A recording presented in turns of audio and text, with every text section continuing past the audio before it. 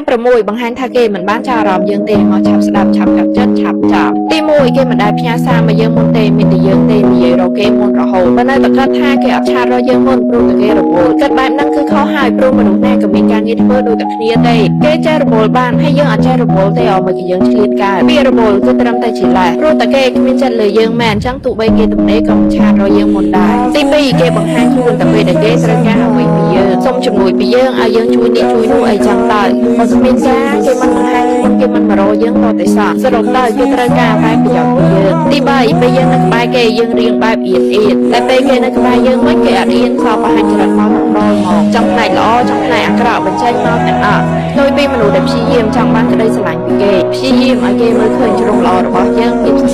ស្អាតរបស់យើងគេបង្ហាញចរិតមកដល់ចាំពីច្រើនដោយសារគេចាប់ទៅយើងត្រឹមជាមិត្តទី4មិនដែលព្យាយាមឬមួយក៏ខំធ្វើអ្វីដើម្បីយើងទេបើគេអាចបានចារអារម្មណ៍យើងផងចាំបាច់ឲ្យត្រូវដាក់